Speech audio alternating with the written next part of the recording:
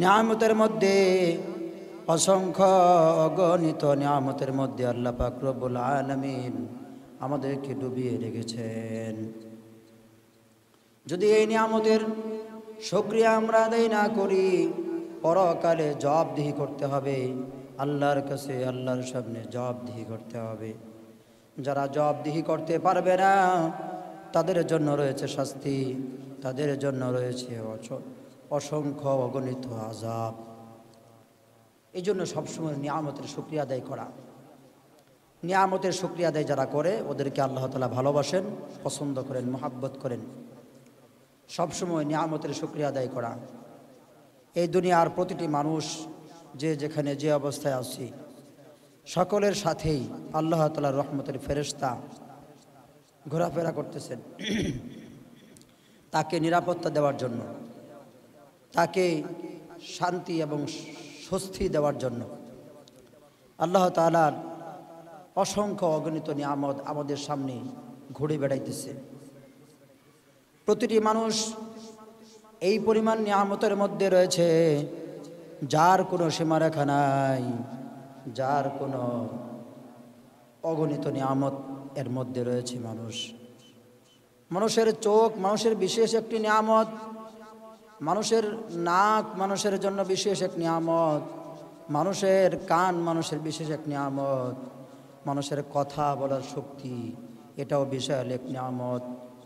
যে ব্যক্তি কথা বলতে পারে না, সে কত কথায় না রয়েছে, সে বলতে চায় কিন্তু সে বলতে পারে না। সুতরাং কথা বলা, আল্লাহ পাক রব্বুল আলামিন বলেছেন আল্লামাল কুরআন, আল্লাহ তাআলা মানুষকে কোরআন শিক্ষা দিয়েছেন। খলাকাল ইনসান, তিনি এই কোরআন শিক্ষা দেওয়ার মাধ্যমে মানুষকে মানুষ বানিয়েছেন। আল্লামাহুল বায়ান, এবং মানুষকে কথা বলা শিক্ষা দিয়েছেন, বয়ান করা, বর্ণনা করা শিক্ষা দিয়েছেন। আমরা সকলে জানি জীবজন্তু, জানোয়ার এবং বিভিন্ন পশু পাখি এগুলো কথা বলতে পারে না, কিন্তু মানুষ কথা বলতে পারে। মানুষ তার নিজের ভাব অন্যকে প্রকাশ করতে পারে, মানুষ তার নিজের আকুলতা বেকুলতা অন্যের কাছে বলতে পারে, মানুষ সব কিছুই অন্যকে বোঝাতে পারে, যেটা অন্য কোনো জীবজন্তুরা পারে না। এটা আল্লাহ পাক রব্বুল আলামিনের পক্ষ থেকে বিশেষ এক নিয়ামত। মানুষের দুটি হাত রয়েছে, এই দুটি হাতের ভিতরে পাঁচটি করে আঙ্গুল রয়েছে। প্রত্যেকটা আঙ্গুল, এক একটা আঙ্গুলের ধরন এক এক রকম। একটা আঙ্গুলের সাথে আরেকটা আঙ্গুল মেলে না, অথচ খাবার যখন আমরা যাই তখন যখন আমরা একত্রিত করি সকল আঙ্গুলগুলো একত্রিত হয়ে যায় এবং সমান সমান হয়ে যায়।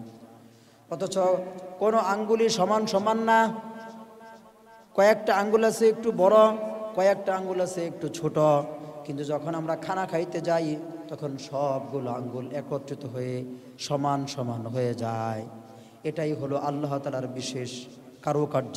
জোরে বলেন সুবহানাল্লাহ। এটা আল্লাহ তাআলার বিশেষ কারুকার্য, যেটা অন্য কেউ পারবে না, কখনোই সম্ভব না। শুধু এটাই না, মানুষের হাতের ভিতরে যে ছাপ রয়েছে, এই যে মানুষ টিপসই দেয়, আঙ্গুলের ছাপ দেয়, এই ছাপগুলো এতটাই কারুকার্যতার সাথে আল্লাহ তাআলা বানিয়েছেন, একজন মানুষের ছাপের সাথে এই দুনিয়ার কোনো মানুষের আঙ্গুলের ছাপের সাথে কোনো ধরনের মিল নাই। বলেন সুবহানাল্লাহ। আপনি দেখেন এই পৃথিবীতে বর্তমানে 800 কোটি মানুষ আছে। এই 800 কোটি মানুষের যদি 20টা করে আঙ্গুল থাকে তাহলে কি পরিমাণ আঙ্গুল হয়ে গেল, কি বলেন? প্রায় আপনার 1,60,000 কোটি আঙ্গুল হয়ে গেল। 1,60,000 কোটি, 8 10 80, 8 10 80, 80 80 160, তাহলে 1,60,000 কোটি কি হয়ে গেল? আঙ্গুল হয়ে গেল।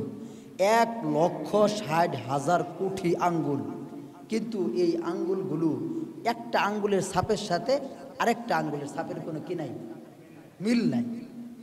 এটা এই দুনিয়ার মানুষ। সারা জীবন যদি তারা তপস্যা করে তাহলে বানাতে পারবে? আল্লাহু আকবার। আল্লাহ কত বড়, আল্লাহ তাআলা এত বড়, আল্লাহ তাআলার সৃষ্টিও এত সুন্দর, আল্লাহ তাআলার কারুকার্যতাও এত সুন্দর। আল্লাহ তাআলা হাদিসে বলেছেন, হাদিসে কুদসিতে আছে, আল্লাহ তাআলা বলেছেন আল্লাহুল জামিল ইউহিব্বুল জামাল। আল্লাহ সুন্দর, তাই সুন্দরকেই আল্লাহ পছন্দ করে। আল্লাহ তাআলা হলেন সুন্দর, আর সৌন্দর্যতাকেই আল্লাহ তাআলা পছন্দ করে। এই যে পৃথিবীতে আমরা যা কিছু দেখি, হাদিসে আল্লাহ তাআলা বলেছেন আল্লাহু নূরুস সামাওয়াতি ওয়াল আরদ, আল্লাহু নূরুস সামাওয়াতি ওয়াল আরদ। আসমান এবং জমিনের নূর হলেন আল্লাহ তাআলা। অর্থাৎ আপনি যদি সৃষ্টির দিকে তাকান তাহলে আপনি স্রষ্টার পরিচয় পেয়ে যাবেন। যদি আপনি সৃষ্টির দিকে তাকান আল্লাহ তাআলার পরিচয় আপনি লাভ করতে পারবেন। আল্লাহ তাআলাকে স্বচক্ষে দেখতে হবে এমনটা জরুরি না, অনুমান আন্দাজ। আপনি যা দেখেন একটা গাছের পাতা, কত হাজার হাজার কোটি কোটি গাছ এই পৃথিবীতে রয়েছে, যেটা অফুরন্ত, গণনা করা সম্ভব না। এবং প্রত্যেকটা গাছে কি পরিমাণ পাতা রয়েছে এগুলো গণনা করা সম্ভব না। অথচ দেখেন একটা পাতার সাথে আরেকটা পাতার মিল নাই। কি বলেন? এই পাতাটা একটু বড়, পরের পাতাটা একটু ছোট, ওইটা আরেকটু ছোট, এই পাতাটা এরকম, ওই পাতাটা ওই রকম, এই গাছের পাতা এরকম, ওই গাছের পাতা আরেক রকম। কি বলেন? এবং প্রত্যেকটা পাতার ভিতরে কত সুন্দর কারুকার্য করা, কোনো মানুষ কোনোদিন তা বানাতে পারে না। প্রত্যেকটা জমিনের ঘাসের ভিতরে এক একটা ঘাস এক এক ধরনের, এক একটা গাছ এক এক ধরনের, এক একটা জিনিস আল্লাহ তাআলা এক এক ধরনের করে বানিয়েছেন। আল্লাহ তাআলা আরো বলেন খালাকাস সামাওয়াতি ওয়াল আরদি বিগাইরি আমাদ। তোমাদের উপরে যে আমি আকাশ বানিয়েছি, এই আকাশে আমি কোনো খুঁটি দেই নাই, খুঁটি ছাড়া এই আকাশকে আমি ঝুলিয়ে রেখেছি একমাত্র আল্লাহ তাআলা তার হুকুমের মাধ্যমে। বলেন ঠিক কিনা? আল্লাহ তাআলা তার হুকুমের মাধ্যমে এই আকাশকে ঝুলিয়ে রেখেছেন। আল্লাহ তাআলা বলেছেন এভাবে তুমি থাকো, বাস ঝুলে আছে। আপনি চিন্তা করেন এই আকাশ যদি আমাদের উপরে পড়ে যায়, দুনিয়ার কেউ বেঁচে থাকবে না, সব ধ্বংস হয়ে যাবে, ভূমিকম্প হয়ে শেষ হয়ে যাবে। একদিন কিয়ামতের দিন আসবে, সেই দিন এই আকাশ ভেঙে যাবে এবং এই জমিন ফেটে যাবে, সব কিছু একাকার হয়ে যাবে, কোনো কিছুই আর ঠিক থাকবে না। এই আকাশ এবং জমিন এগুলো সব কিছু আল্লাহ তাআলার হুকুমের নিয়ন্ত্রণে চলে, কোনোটাই আল্লাহর হুকুমের নিয়ন্ত্রণের বাইরে চলে না, কোনোটাই আল্লাহ তাআলার হুকুমের বাইরে যায় না, সবগুলো আল্লাহ তাআলার হুকুমেই চলে। এমনকি শুধু চলেই না, এই চন্দ্র সূর্য গ্রহ নক্ষত্র জীবজন্তু জানোয়ার পশু পক্ষী সব কিছুই আল্লাহ তাআলার জিকির করে। বলেন সুবহানাল্লাহ। জিকির করে।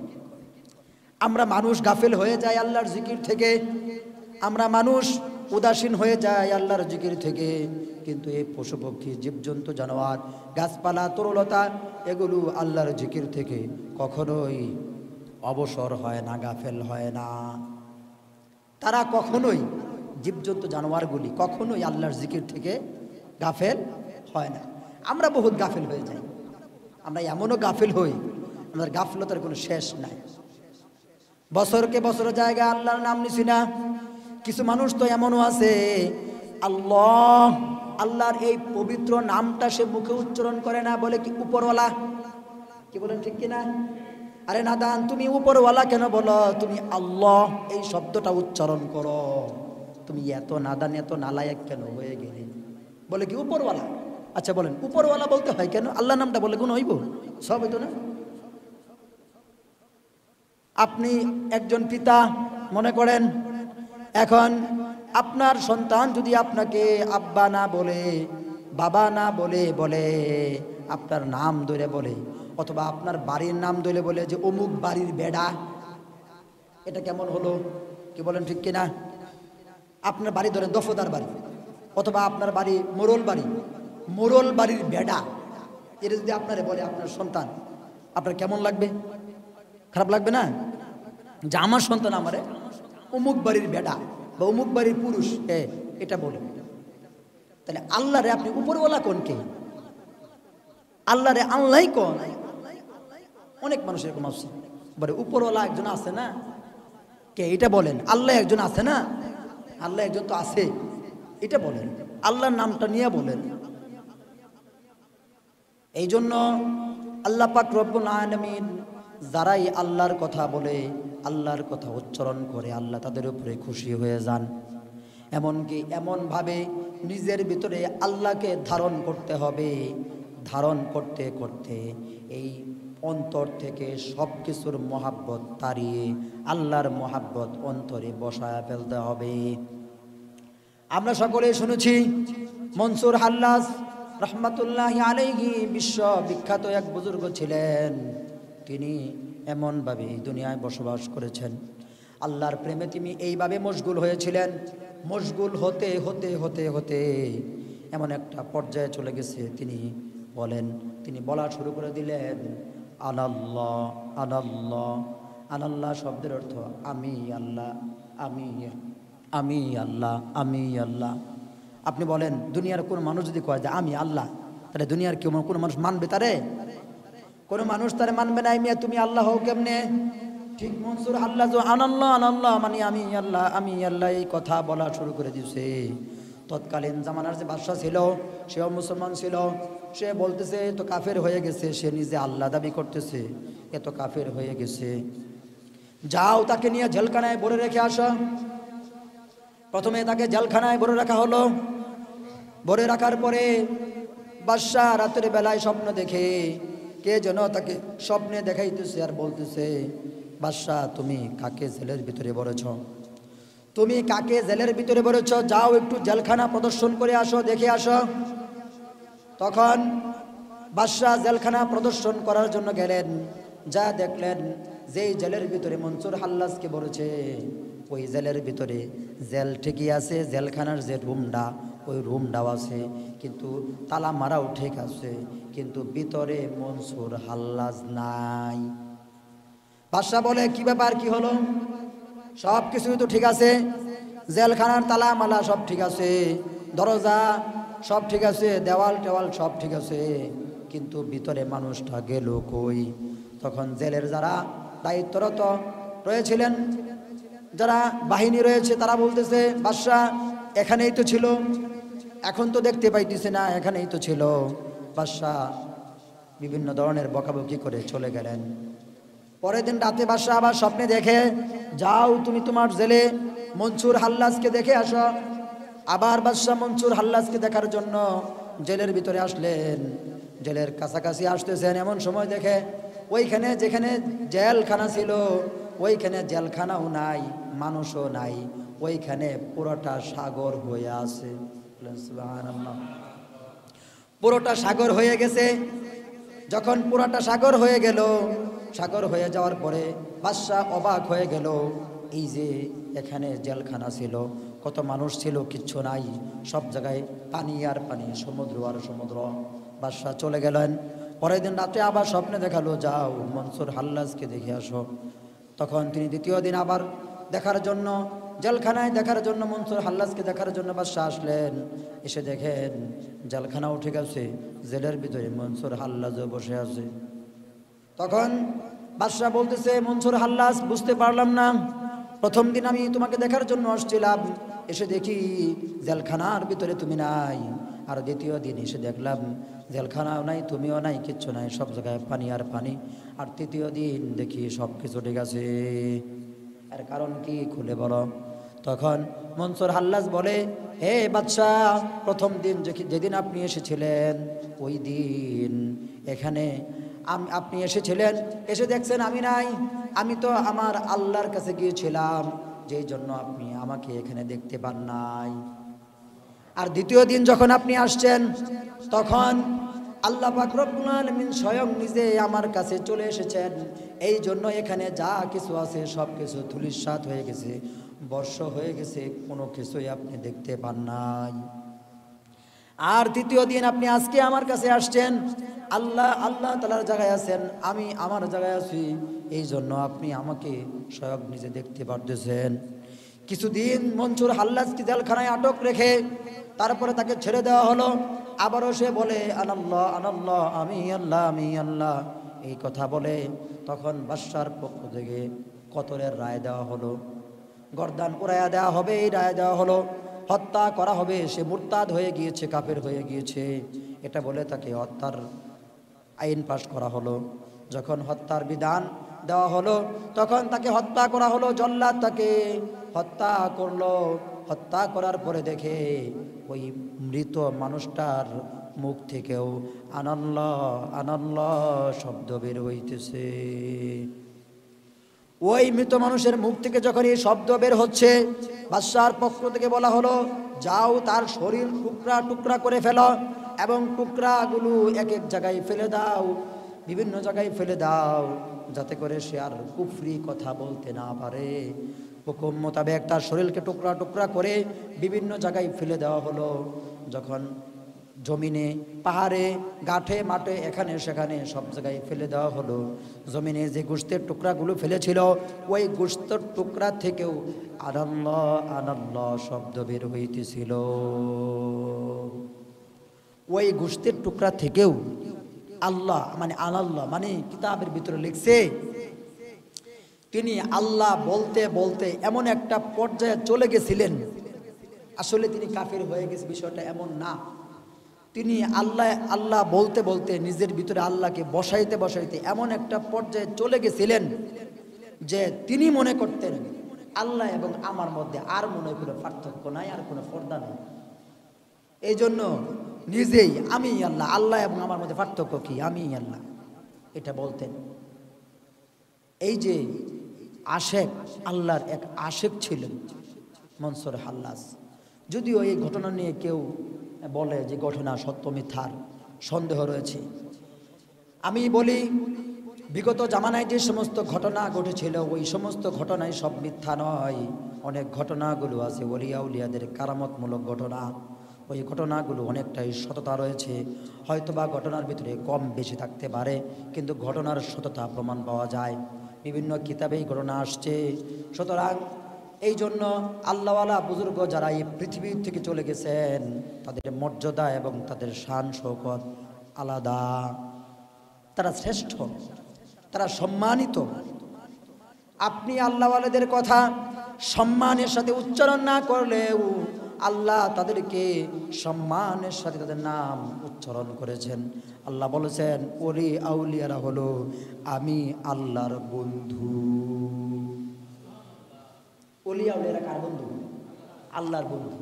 এখন আপনি যদি তার সাথে ব্যঙ্গ করেন, খারাপ কথা বলেন, নানান ধরনের কথা বলেন, কটূক্তি করেন, তাতে ওই ওলির কোনো ক্ষতি হবে না, ক্ষতি হবে আপনার, কারণ সে তো আল্লাহর বন্ধু হয়েই গেছে। হযরত মির্জা মাজহার জানে জানা রহমাতুল্লাহি আলাইহি বলছেন, লোক কাঁদতে হে মির্জা মর গিয়া, বল দর হাকিকত মির্জা আপনা ঘর গিয়া, দর হাকিকত মির্জা আপনা ঘর গিয়া। লোক कहते हैं मिर्जा मर गया, दर हकीकत मिर्जा अपना घर गया। এমনটা হতে পারে এই পৃথিবীর মানুষ, অনেক মানুষ এই পৃথিবী থেকে চলে গেছেন, কিন্তু তাদের কথা পৃথিবীর মানুষ স্মরণ করে না। কিন্তু মির্জা মাজহার জানে জানা রহমাতুল্লাহি আলাইহি জীবনের শেষ মুহূর্তে একটা কবিতা বলে গেছেন, ওই একটা কবিতাই তার জীবনকে ওলিয়া উলিয়াদের মুখে মুখে করে দিয়েছে। তিনি মৃত্যুর সময় কি বলেছেন? তিনি বলেছেন, লিখে গিয়েছেন একটা কবিতা, শের লিখে গেছেন, ওই কবিতাটা লিখে তিনি তার মাথার বালিশের নিচে রেখে গিয়েছেন। আমি মারা যাওয়ার পরে লোকেরা আমাকে বলবে মির্জা মাজহার মারা গেছে, কিন্তু আসল কথা হলো আমি তো মারা যাই নাই, আমি তো আমার আপন বাড়িতে চলে যাইতেছি। আমি তো মারা যাই নাই, আমি আমার আপন বাড়িতে চলে যাইতেছি, আপন বাড়ি। আমরা যারা দুনিয়াতে এখন বেঁচে আছি, কয়জন আমরা পরকালকে আপন বাড়ি মনে করি? কয়জন মনে করি? মনে যদি করিও আপন বাড়ির জন্য কি করতেছি, আপন বাড়ির জন্য কি সামান গুছাইতেছি, আর ওনারা দুনিয়া থাকতেই পরকাল আপন বাড়ি। মানুষ বলে পরকাল, পরকালকে মানুষ কি বলে? পরকাল মানে পরের কাল, ওটাকে আপন কিন্তু কেউ বলে না, নামই হয়েছে পরকাল, ঠিক না? পরকাল, পরকাল মানে পরের কাল। কিন্তু বুজুর্গরা ওই পরকালকে আপন কাল মনে করতেন, আপন বাড়ি মনে করতেন, আপন স্থান মনে করতেন। তারা এইভাবে নিজের বাড়ি, নিজের ঘর, নিজের স্থান মনে করতেন। আর তারা এইভাবে নিজেকে শ্রেষ্ঠতম মানুষের মধ্য থেকে গণ্য করে ফেলছেন। এই পৃথিবীতে হযরত ইমাম আবু হানিফা রহমাতুল্লাহি আলাইহি থেকে শুরু করে আজ অবধি পর্যন্ত কত বুজুর্গরা পৃথিবী থেকে চলে গেছেন। এই সমস্ত বুজুর্গদের জন্য আল্লাহ তাআলা জান্নাত বানিয়েছেন, পাপিষ্ঠদের জন্য আল্লাহ তাআলা জান্নাত বানান নাই। আল্লাহ তাআলা কোরআন শরীফের ভিতরে বলছেন, ইন্নাল আবরার লাফি ইল্লিয়িন, নিশ্চয় নেককাররা থাকবে ইল্লিয়িন নামক স্থানে। ইল্লিয়িন হলো জান্নাতের মধ্যে একটি জায়গা। আরেক কিতাবে আসছে 7 তবক আসমানের উপরে একটি জায়গা, তার নাম হলো ইল্লিয়িন। নেককারদের জায়গা, ওইখানে আল্লাহ তাআলা নেককারদেরকে রাখেন, ওইখানে কোনো খারাপ লোক থাকে না। আর ইন্নাল ফুজ্জার লাফি সিজ্জিন, নিশ্চয় যারা ফুজ্জার, ফাসেক, পাপিষ্ট, তারা থাকবে সিজ্জিন। সিজ্জিন হলো জাহান্নামের মধ্যে, এবং এই 7 তবক জমিনের নিচে একটি স্থান, ওইখানে পাপিষ্টদের রূহ রাখা হয়, ওইটার নাম হলো সিজ্জিন। ওটার নাম কি? সিজ্জিন। তাহলে আল্লাহ তাআলা নেককারদেরকে রাখবেন ইল্লিয়িন নামক স্থানে, আর পাপিষ্টদেরকে রাখবেন সিজ্জিন নামক স্থানে। এটা তো আল্লাহর কথাই। তাহলে আমি আপনি যদি বুজুর্গ না হতে পারি, আমি আপনি যদি আল্লাহওয়ালা মুত্তাকি পরহেজগার না হতে পারি, তাহলে আমি কিন্তু ইল্লিয়িন নামক স্থানে আমার রূহ যাবে না। কিতাবের ভিতরে আসছে, যখন কোনো মানুষের রূহ কবজ করা হয়, আর রূহ কবজ করার পরেই তার ওই রূহটা নেককারের রূহ হলে ফেরেশতারা তার রূহটা একটা সুন্দর জান্নাতি রুমালের ভিতরে পেঁচায়া সুন্দরভাবে গোল করে কাতার করে আসমান পর্যন্ত কাতার করে ফেলে, এবং সকল ফেরেশতারা সাদর সম্ভাষণ জানাইতে জানাইতে তাকে প্রথম আসমানে নিয়ে যায়। এবং প্রথম আকাশের দায়িত্বরত ফেরেশতা সেও স্বাগতম জানায়, আসমানের সকল ফেরেশতারা তাকে স্বাগতম জানায়। এইভাবে স্বাগতম জানাইতে জানাইতে সপ্তম আকাশ পর্যন্ত সকল ফেরেশতারা স্বাগতম জানায়। অতঃপর তার ওই রূহটা আল্লাহ পাক রব্বুল আলামিনের হুকুমে ইল্লিয়িন নামক স্থানে রেখে দেওয়া হয়। ইল্লিয়িন নামক স্থানে রেখে দেওয়া হয় ওই রূহটাকে। আপনি বলেন, নেককার যদি আমি আপনি না হই, আর আজরাইল যদি আমাকে বদকার এক রূহ হিসাবে জান কবজ করে নিয়ে যায়, আর ওই সময় কোথায় সিজ্জিন, ওই সিজ্জিনের ভিতরে আমাকে রাখা হবে, আপনাকে রাখা হবে। এই জন্য দৈনন্দিন ইস্তিগফার পড়েন, আল্লাহুম্মা গফিরলি, আল্লাহুম্মা গফিরলি, আল্লাহুম্মা গফিরলি, আল্লাহুম্মা গফিরলি। হে মাওলা, আপনি আমাকে মাফ করে দেন, হে মাওলা আপনি আমাকে মাফ করে দেন, আপনি আমাকে মাফ করে দেন, আপনি আমাকে মাফ করে দেন।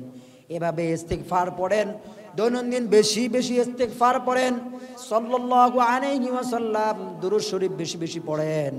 আপনি যদি ইস্তিগফার পড়েন, দুরূদ শরীফ পড়েন, আর কবরে যদি আপনি এইভাবে যাইতে পারেন, কবরে আপনাকে রাসূল সাহায্য করবেন। নাকি রাসূলের সাহায্য আপনাদের প্রয়োজন নাই? কিরকম প্রয়োজন আছে? এমন প্রয়োজনই আছে যেই প্রয়োজন হাসরের মাঠে নবীরাও এই প্রয়োজনীয়তা বোধ করবে। আপনি তো মানুষ, আপনি তো নবী না। নবীরাও বলবে যাও, সকল মানুষে বলবে যাও, তোমরা মেহেরবানি করে বিশ্বনবীর কাছে যাও, মেহেরবানি করে। কারণ আজকের দিনে তিনি যদি সুপারিশ আর সাফায়াত শুরু না করে, তাইলে কিন্তু কেউ মুক্তি পাবে না। তাইলে রাসূলের সাফায়াতের প্রয়োজনীয়তা নবীরাও বোধ করবে। মানুষ তো দূরের কথা, মানুষের তো আরো বেশি প্রয়োজন। তা আপনি যদি রাসূলের উপর বেশি বেশি দুরূদ শরীফ পড়েন, সাল্লাল্লাহু আলাইহি ওয়াসাল্লাম, এইটা হলো সবচেয়ে ছোট দরুদ, এইটা যদি আপনি বেশি বেশি পড়েন, তাহলে রাসূলের সামনে আপনার নামটা বারবার উচ্চারিত হবে, আপনার নামটা বারবার রাসূলের সামনে আওয়াজ হবে, উচ্চারণ হবে। আর রাসূলের উসিলায় আর রাসূল এই কারণে রাসূল হাসরের মাঠে আপনাকে চিনে ফেলতে পারেন, আপনাকে রাসূল শাফায়াত করতে পারেন, শাফায়াত করতে পারেন। এই উম্মত আমার উপরে বেশি বেশি দুরূদ শরীফ পড়ছে, এই উম্মত আমার উপরে বেশি বেশি ইস্তিগফার পড়ছে, এই উম্মত আমার উপরে বেশি বেশি এরকম রহমত পাঠাইছে। এই উম্মত আমার উম্মত। এই জন্য রাসূলের উম্মত হইতে হলে আপনাকে দৈনন্দিন বেশি বেশি রাসূলের যে সুন্নতগুলো আছে সেগুলো পালন করতে হবে এবং দুরূদ বেশি বেশি পড়তে হবে। আমরা কয়জন আছি যে এইভাবে সারাদিনের মধ্যে তো 100 বার দুরূদ শরীফ পড়া হয়? কয়জন আছি? সাল্লাল্লাহু আলাইহি ওয়াসাল্লাম, সাল্লাল্লাহু, এইটা হলো সবচেয়ে ছোট দুরূদ শরীফ। আর নামাজে যেটা পড়েন ওইটা হলো সবচেয়ে বড় দুরূদ শরীফ। তো ওইটা যদি আপনি পড়তে নাও পারেন তাহলে ছোটটা আপনি পড়েন। ছোটটা পড়তে সময় লাগে না? না লাগে? সাল্লাল্লাহু আলাইহি ওয়াসাল্লাম সবাই পারেন না? একটু বলেন তো দেই। সাল্লাল্লাহু আলাইহি ওয়াসাল্লাম এটা পড়বেন। আল্লাহুম্মা গফিরলি, আল্লাহুম্মা গফিরলি, আল্লাহুম্মা গফিরলি, আল্লাহুম্মা গফিরলি, এটা বেশি বেশি পড়বেন। তাসবিহ পড়বেন, সুবহানাল্লাহ, আলহামদুলিল্লাহ, লা ইলাহা ইল্লাল্লাহু, আল্লাহু আকবার, তাসবিহ পড়বেন। আপনি তাসবিহ পড়লে আপনার ফায়দা, আপনি তাসবিহ পড়লে আরেকজনের ফায়দা হবে না, আপনারই ফায়দা হবে। শোনেন, অনেকে মনে করে যে তাসবিহ পড়লে কি লাভ, তাসবিহ পড়লে অনেক লাভ। আপনি যে হাতের করগুলো গুনে তাসবিহ করবেন, এই করগুলো আপনাকে হাসরের মাঠে সাক্ষী দিবে। যখন আল্লাহ তাআলা আঙ্গুলগুলোকে জিজ্ঞাসা করবেন তুমি এই ব্যক্তির সম্পর্কে সাক্ষ্য দাও, তখন এই ব্যক্তি অর্থাৎ আপনি সম্পর্কে আপনার আঙ্গুল সাক্ষী দিবে, বলবে যে হ্যাঁ এই ব্যক্তি নেকের কাম করেছে, আমার উপরে কর গুনে তোমার তাসবিহ পাঠ করেছে, তুমি তাকে মাফ করে দাও। ওই দিন আপনার আঙ্গুল আপনার পক্ষে সাক্ষী দিবে, তাসবির দানা আপনার পক্ষে সাক্ষী দিবে, এই তাসবির দানা আপনার পক্ষে সাক্ষী দিবে। এই জন্য তাসবির দানাতে আপনি তাসবিহ পড়েন। কিছু মানুষ আছে যারা বলে তাসবিহ পাঠ করা অর্থাৎ তাসবির দানায় তাসবিহ পাঠ করা ঠিক না, তাদের এই কথা বেঠিক। আহলে হাদিস সম্প্রদায় এরা বলে তাসবির দানাতে তাসবিহ পাঠ করা ঠিক না, তাদের এই কথা সঠিক না, বেঠিক। বিশ্বনবী হযরত খুব সম্ভব হযরত উম্মে হাবিবা রাদিয়াল্লাহু তাআলা আনহা তার সামনে থেকে গিয়েছেন, অনেকগুলো খেজুরের বিচি তার সামনে রয়েছে এবং ওই খেজুরের বিচিগুলো তিনি ফজরের নামাজ পড়ে তেলাওয়াত করতেছেন, একটা করে টানতেছেন আর পড়তেছেন, তাসবিহ পাঠ করতেছেন। রাসূল আকরাম সাল্লাল্লাহু আলাইহি ওয়াসাল্লাম চাষতে সময় আসছেন, এসে দেখতেছেন ওই খেজুরের বিচিগুলো শেষ হয় নাই। সুবহানাল্লাহ গান, কি পরিমাণ খেজুরের বিচি তিনি সামনে নিয়ে বসছিলেন যে শেষ হয় নাই। তখন রাসূল বললেন তুমি এতক্ষণ যে আমলগুলো করলা এই আমলগুলোর চেয়েও আমি 4টা কালেমা পড়ব, 4টা কালেমাও তোমার এই 1.5-2 ঘন্টা 3 ঘন্টা আমলের চাইতেও বেশি সওয়াব লাভ করবে। 4টা কালেমা। তাহলে এই হাদিস দ্বারা বোঝা গেল ওই যে খেজুরের বিচি তিনি টেনে তাসবিহ পড়তেছিলেন, যদি তাসবিহ মধ্যে তাসবির ভিতরে তাসবিহ পড়া জায়েজ না হতো তাহলে রাসূল ওই তার স্ত্রীকে বলতেন তুমি যে খেজুরের বিচির মধ্যে তাসবিহ পড়তেছো এটা জায়েজ নাই, কি বলতেন না? রাসূল তো বলেন নাই, রাসূল এটা বলছেন তুমি যে কাজটা করছো এটা ভালো, কিন্তু এটার চেয়েও আরো কম সময়ে অনেক নেকি অর্জন করা যায় এমন আমল আমি তোমাকে বলে দিই। তাহলে আহলে হাদিসরা যে কথাটা বলে তসবির ভিতরে তাসবিহ পাঠ করা জায়েজ নাই, তাদের এই কথা সঠিক না, মন গড়া কথা। আসলে মূলত ওই দিকে আজকে কথা বলতে চাই না। আহলে হাদিসরা সবসময় চায়, ওরা মনে করে ডিফারেন্স কিছু করব আমরা ইসলামের ভিতরে, সব জায়গায় ডিফারেন্স কিছু করব। কি করব?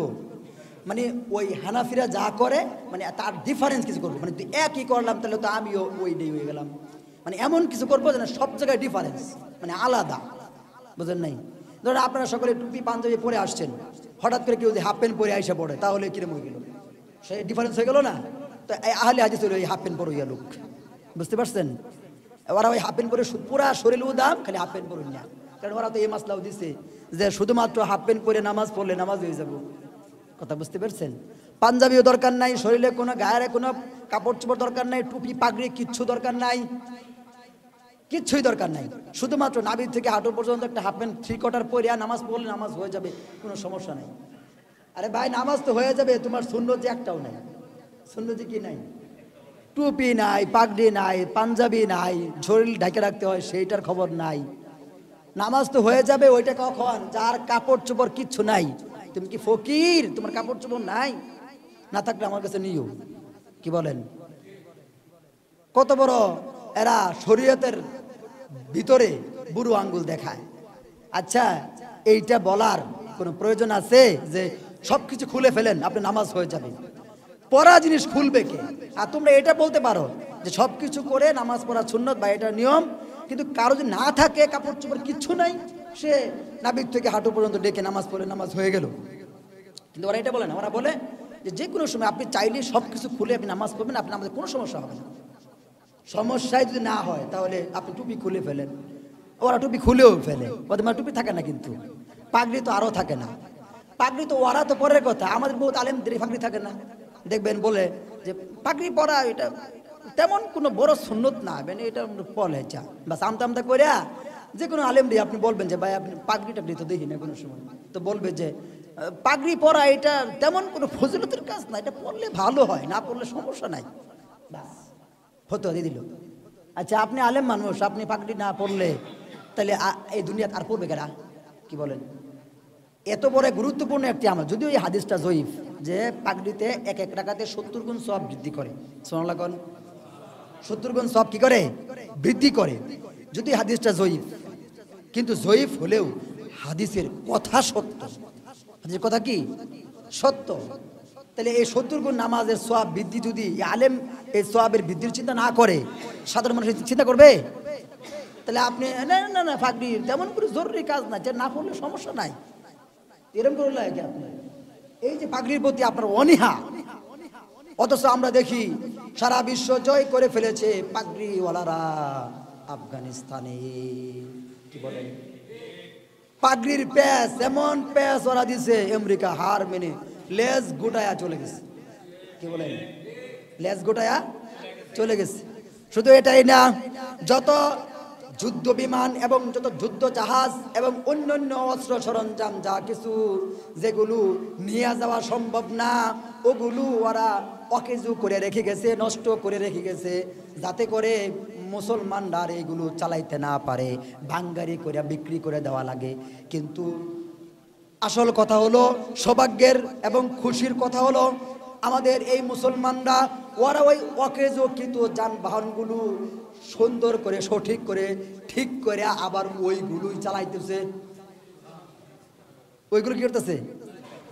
ভাবছে মুর্শিদ জানে কিছু, এরা খালি পয়তা খায় আর যে ফত খায়, মানুষ লিল্লা টিল্লা দেয়, কেউ মরে গেলে ওটি খায় আর কি। এরা কিছু বোঝে না কি? না, এরা কিছু বোঝে না। আফগানিস্তানের মানুষ পৃথিবীর সকল মানুষকে, এমনকি সকল মুসলিম দেশকে ওরা দেখিয়ে দিয়েছে ইসলামের নীতি অনুযায়ী এই রাষ্ট্র পরিচালনা হলে মানুষ শান্তি পায়। তার প্রমাণ আফগানিস্তান। ইসলামের নীতি অনুযায়ী তুমি তোমার রাষ্ট্র চালাও। আচ্ছা বলেন, সারা পৃথিবীতেই এমন একটা নজির তারা দেখা দিচ্ছেন, কি বলেন ঠিক কিনা? কিন্তু তবুও সারা বিশ্বের মানুষ, দূরে যাওয়ার দরকার নেই, আমাদের দেশের মানুষ ইসলামী খেলাফত প্রতিষ্ঠা হোক আমাদের দেশে, কেউ চায় না, কেউ এটা চায় না, কেউ পছন্দ করে না। সারাদিন হ্যাঁ হুজুর হুজুর আপনারা করেন, আসি আলহামদুলিল্লাহ, ভোটের দিন আইলেই ওই নৌকা দানের শিশুরও পাশ করে লাই। কি বলেন? কথা বলেন না? আমি আগেই বলেছি, এই যে দুই এ বি, এই এ বি হলো মুদ্রার এপিট ওপিট, এপিট ওপিট, কোনো তফাৎ নাই। আপনি যত তাড়াতাড়ি বুঝবেন তত তাড়াতাড়ি আপনার ফায়দা। কোনো তফাৎ নাই, 19-20 কোনো পার্থক্য নাই। কারণ আপনি ইসলামের বিপক্ষে একজন সরাসরি কলম ধরে আরেকজন ধরে না, মানে চুপ থাকে, সমান সমান।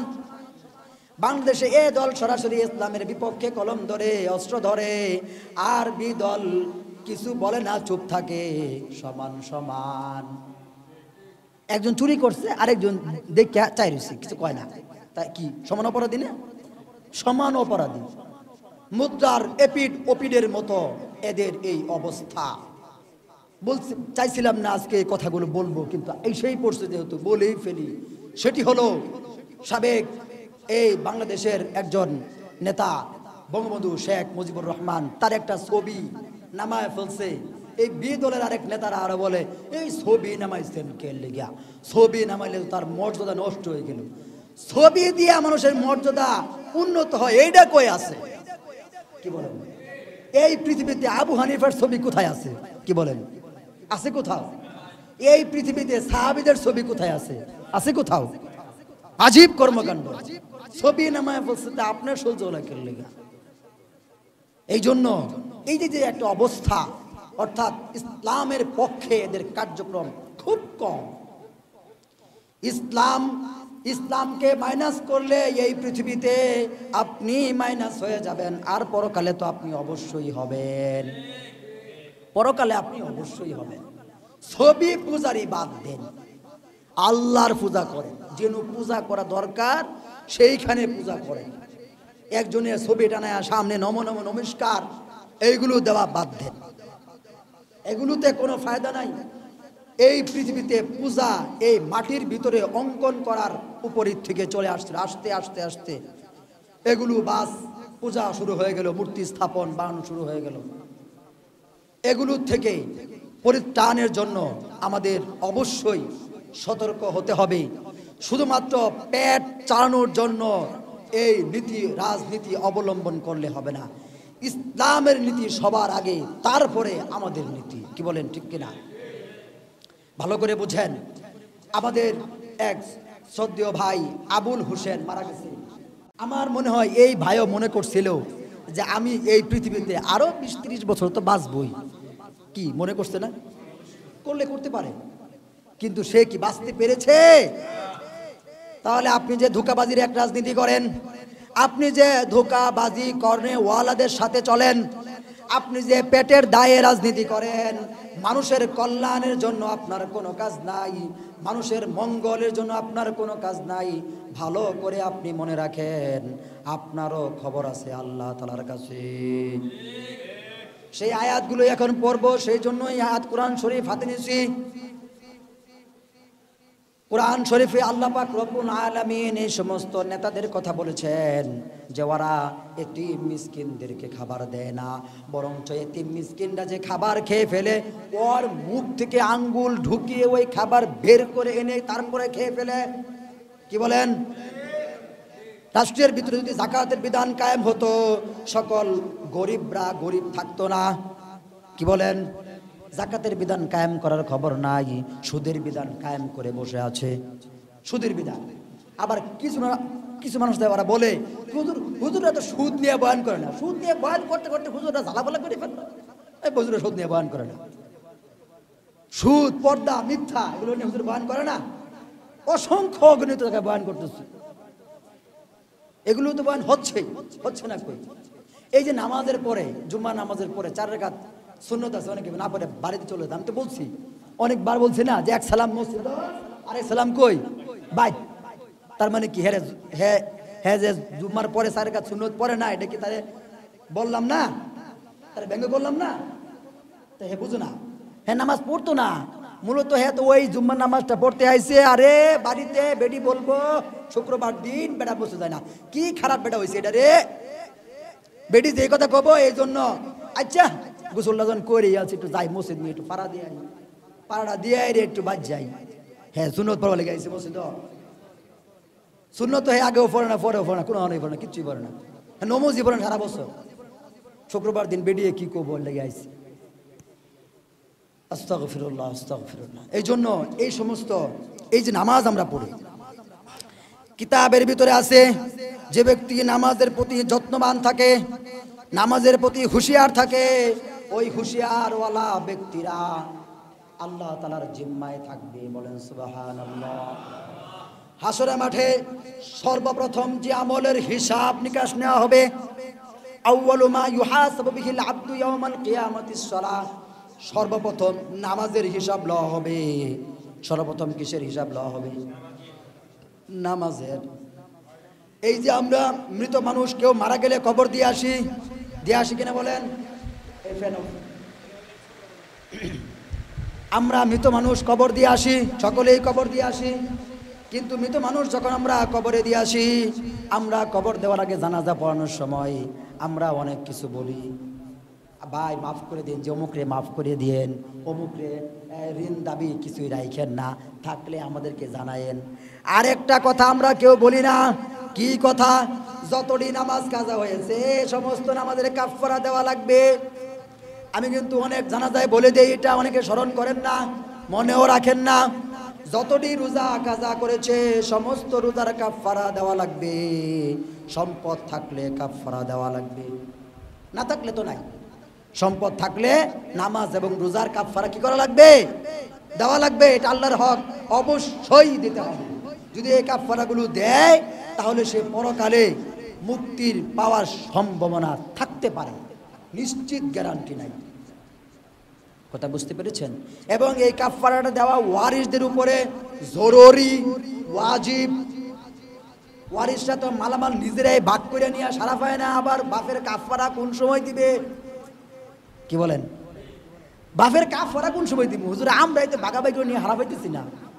এমনও দেখা যায় যে এখনো লাশ কবরে দেওয়া হয় না, এই পারাপারি শুরু হয়ে গেছে। কোন ছেলে মেয়ে আছে তারা বাবার লাশ কবর দিতে দেয় না, কয় উপরে থাকতে থাকতে এই সমাধানটা কইরা ফেলাও, থাকতে থাকতে সমাধান করে ফেলো। আহারে হাইরে বাপ, কি বাপ আপনি সাজছেন? আহারে আপনার কবরে, আপনার ছেলেরা আপনার কবরে যাবার দেয় না, কি বাপ আপনি হইছেন? যাত্রাবাড়ি মাদ্রাসায় যখন আমি পড়তাম, বহুদিন বহুত মানুষকে দেখেছি। একজনের ঘটনা বলি। প্রায় 11-12 তলার বিল্ডিং এর মালিক ওই বেড়া। এক ছেলে থাকে আমেরিকায়, আরেক ছেলে কোথায় যেন থাকে। মেয়ে এক বিবাহ হয়ে গেছে, সে অস্ট্রেলিয়ায় থাকে। শুধু তার বউ ওই বাসা থাকে। আর সবগুলো রুম ভাড়া দেওয়া, অ্যাপার্টমেন্ট। কোনোটা বিক্রি করা, কোনোটা কি দেওয়া, ভাড়া দেওয়া। আর ওই হঠাৎ করে সে অসুস্থ হয়ে গেছে, ঢাকা মেডিকেল কলেজে তাকে ভর্তি করা হয়েছে। ভর্তি করার পরে তার সাথে কে থাকবে? লোক নাই, কাজের মেয়ে, কাজের মহিলা তাকে রেখেছে বেতন দিয়ে, তুমি তার সাথে থাকো, তুমি তার সাথে থাকো। যখন কাজের মহিলাকে তার সাথে রাখার জন্য বলা হলো, আর 2 দিন সে থাকছে। আর থাকার পরে সে ওই হাসপাতালেই মারা গেছে। কাজের মহিলা বাড়িতে যে ম্যাডাম আছে তারে ফোন করে কইছে, আমাদের সাহেব মারা গেছে, আপনি আসেন। আপনি কি করেন? আপনি আসেন, সাহেব মারা গেছে, আপনি আসেন। আপনার ছেলে মেয়ে ঘরেও ফোন দেন। ছেলে আমেরিকা আজকে বলতেছে আমার আসলে 2 দিন লেগে যাবে, আমি আসতে পারতাম না, তোমরা মাটি দিয়ে ফেলো। মেয়ের জামাই তাও একই কথা, আমরা একদিনে আসতে পারতাম না, সময় লেগে যাবে, মাটি দিয়ে ফেলো। আরেক ছেলে বাংলাদেশে ছিল, সেও আসতেছে। আসতে আসতে সে দেখে মানুষ জানাজার কাতারও দাঁড়ায় গেছে। 2টা কথা কব, সেই সময়টাও নাই। আর ওই লাশটা কর্মচারী কামলার মাধ্যমে বাড়ির ওই অ্যাপার্টমেন্টের সাথে কোনো জায়গা নাই, সাইডে কোনো জায়গা নাই, কোথায় রাখবে? এই লাশ আবার ওই 6 তলা 5 তলায় যেখানে থাকে সেখানে তুলবে নাকি? তুলে নাই। ওই রাস্তার পাশে মসজিদের খাটকেটা এনে গাড়ির থেকে নামায়া ওইখানে দেওয়ায় ওই রাস্তার পাশেই রাখছে। আহারে দুনিয়া! এগুলো বাস্তবতার ইতিহাস, বানিয়ে বলছি না। কথা বুঝতে পেরেছেন? এগুলো দুনিয়া, এগুলো দুনিয়া। বগুড়ায় আমি একবার চিল্লায় গিয়েছিলাম, ওখানে দেখলাম একটা সিএনজিওয়ালা মৃত ব্যক্তির মাইক মারতেছে। তা আমরা যাইতেছি, তা আমার মনে হয় যে মাইকটা কোনো ব্যক্তি মারতেছে না, মনে হয় রেকর্ড করা। সিএনজিটা যখন আমাকে ক্রস করতেছে তখন আমি ভিতরে চেয়ে দেখি সিএনজির ভিতরে ড্রাইভার ছাড়া আর কেউ নাই। আবার ড্রাইভারের হাতেও তো মাউথ পিস দেখি না। তো ড্রাইভারকে আমি থামালাম, বললাম ভাই কে মাইক মারে? তো হুজুর বুঝেন নাকি রেকর্ড করা? কি করা? আরে কি দুনিয়া হইলো, আপনার জন্য মাইক মারবে একটা লোক নাই, একটা লোক নাই, রেকর্ড করে ছাড়ছে। আইরে সিএনজিওয়ালা টেহা দিছে, তুমি এই গ্রাম মাইক মারে দাও। বুঝেন দুনিয়া? বুঝেন? বুঝেন না তো কই বুঝেন? বুঝলে কি আর ফারাফারি করেন? দুনিয়া লয়ে যে মারামারি ফারাফারি এগুলো তো বুঝলে কি আর করেন? বুঝেন না তো। এই যে বলি আর হয়েছে, আর দরকার নেই, জরুরত পরিমাণ দুনিয়া কামাই করেন, জরুরত পূর্ণ হয়ে গেছে, বাস আলহামদুলিল্লাহ, শুক্রিয়া। আমি তো আল্লাহ শুক্রিয়া আদায় করি, আমার তো মাসে 1 টাকাও থাকে না, আমি তো আল্লাহ অশুক্রিয়া আদায় করি না, সব শুক্রিয়া আদায় করি। আমি মনে করি আল্লাহ পাক রব্বুল আলামিন মুখে যা বলছি অন্তরেও তাই আছে। যেই হালতে আমাকে রেখেছেন, দুনিয়ার অনেক হাজার লক্ষ কোটি মানুষ থেকেও আমাকে আল্লাহ তাআলা শান্তি রেখেছেন। আমি ওই 10 তলা বিল্ডিংয়ের মালিক হতে চাই না, 5 তলা বিল্ডিংয়ের মালিক হতে চাই না, আমার কাছে ওটা ভেজাল লাগে, আমি আসলেই চাই না। বিয়ে করছি প্রায় 6-7 বছর হয়ে যেতেছে, আপনাদের এখানে যতদিন আসছি ওদিন ধরে আমার বিয়ের অবসর। এখনো পর্যন্ত আমার মনে হয় না যে আমার তো একটু জমি কিনুন দরকার, বা আমার বাপের যেটা জমি আছে ওটা একটু বাড়ি করুন দরকার, আমার তো মনে হয় না। কেন মনে হবে? যদি প্রয়োজন, যদিও প্রয়োজন, নিজস্ব কোনো বাড়ি এখনো করার কোনো প্রয়োজন আমার বোধ হয় না।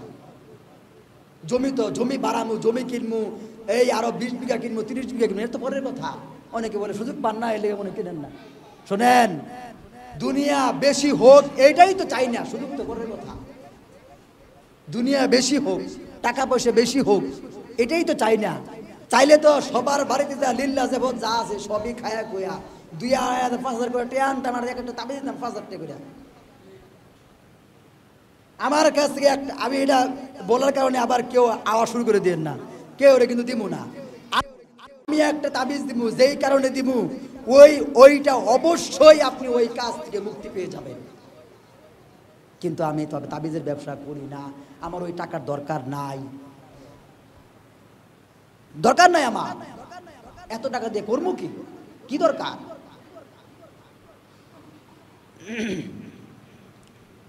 বিসমিল্লাহির রহমানির রহিম।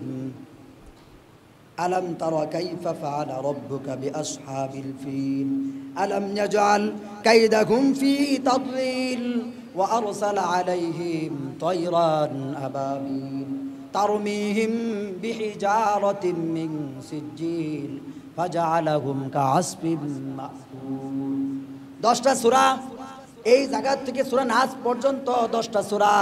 কয়জন মানুষ আমরা এখানে আছি এই 10টা সূরা ভালো করে মুখস্থ করে বলতে পারি, শুদ্ধ করে বলতে পারি? কয়জন মানুষ আছে? এই সূরা ফিল থেকে সূরা নাস পর্যন্ত কয়টা সূরা? আজকে এই সূরাগুলোর অনুবাদ করতেছিলাম, সময় নাই, এর অনুবাদ আর করতাম না, আগামী শুক্রবার করব।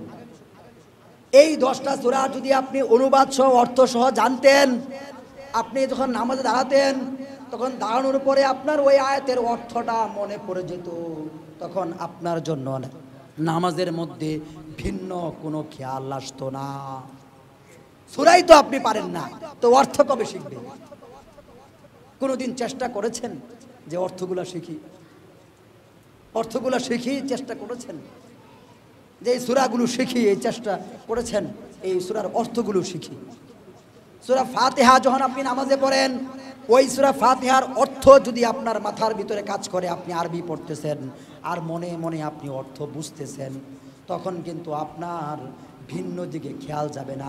কারণ এক মাথা দুই জায়গায় কাজ করে না, এক মাথা দুই জায়গায় কাজ করে না। আপনি বলতেছেন আলহামদুলিল্লাহি রাব্বিল আলামিন, সমস্ত প্রশংসা ওই আল্লাহর জন্য যিনি সারা বিশ্বের পালনকর্তা, সারা বিশ্বের রব, সারা বিশ্বের মালিক। আপনি পড়তেছেন মনে মনে, আপনার ওই অর্থের দিকে কি যাইতেছে? খেয়াল যাইতেছে। যখন আপনার অর্থের দিকে খেয়াল যাবে তখন বাইরে কোথাও খেয়াল যাবে না। এই জন্য এই অর্থগুলো আপনার জানা এই পরিমাণ দরকার, এই দরকারের কোনো শেষ নাই। কমপক্ষে সূরা ফিল থেকে সূরা নাস পর্যন্ত এবং সূরা ফাতিহা 11টা সূরা, এই সূরা এবং শুদ্ধ এই সূরাগুলো শুদ্ধ করে এবং তার অর্থগুলো শেখার চেষ্টা করেন, যাতে করে নামাজে যখন পড়বেন তখন যেন আপনার অর্থ মনে হয়ে যায়। চাইছিলাম এই 10টা সূরার অর্থ আজকে করব, সময় শেষ হয়ে গেছে, সময় শেষ হয়ে গেছে, এই জন্য আর করতে পারতেছি না। কিন্তু আমাদের যেটা আসল কথা সেটা হলো যে নামাজ যে আপনি পড়বেন, নামাজের মধ্যে কিন্তু আল্লাহ তাআলা বলছেন খুশু খুজুওয়ালা নামাজ লাগবে, খুশু খুজুওয়ালা নামাজ লাগবে। কাওয়ার মতো ঠুকর মারলে নামাজ হবে না, আর ওই ব্যবসায়ী নামাজ হলে হবে না। ব্যবসায়ী নামাজ বুঝেন? ওই নির্বাচনে আইসি এখন একটু নামাজ না পড়লে মানে সেবারে ভোটটা দিত না। আরে কি এমপি তুমি 700, কি চেয়ারম্যান আর মেম্বার তুমি হইছ, নামাজ মানুষের দেওয়ানো লেগে পড়তাছ, আরে তুমি কই যাবা, এই তো আরে কয়েকদিন পর। ফামা হিলিল কাফিরিনা আমহিলহুম রুয়াইদা, আল্লাহ তাআলা বলছেন ওদেরকে আমি ঢিল দেই, ওদেরকে ঢিল দেই। যখন আমি টান মারি, একবারে মারি। বাংলাদেশে টান মারামারি ঘটনা চলতেছে কিনা? চলতেছে না? এদেরকে আল্লাহ ঢিল দিচ্ছে বহুদিন, কিন্তু এরা ঢিল বিশ্বাস করছে না। ওলামা একরাম বহুতবার বলছে তোমাদের কিন্তু আল্লাহ ঢিল দিয়েছে, ঢিল কিন্তু তোমরা ঢিল পায়া কিন্তু তোমরা যাই তাই ইচ্ছা করো না, তোমরা সতর্ক হও। কিন্তু ওরা সতর্ক হয় নাই, এখন তো রশি টান দিছে, রশি এবার টান পড়েছে। আবার যারা আসতেছে তাদেরকেও একই কথা, সকলকেই একই কথা, ঢিল পড়লে ওই ঢিলের পড়ার মধ্যে তুমি যা মন চাই তাই করিও না, তোমারও কিন্তু আবার রশি টান পড়বে, অবস্থা খারাপ হয়ে যাবে। আল্লাহর টান বড় টান, আল্লাহর টান বড় টান।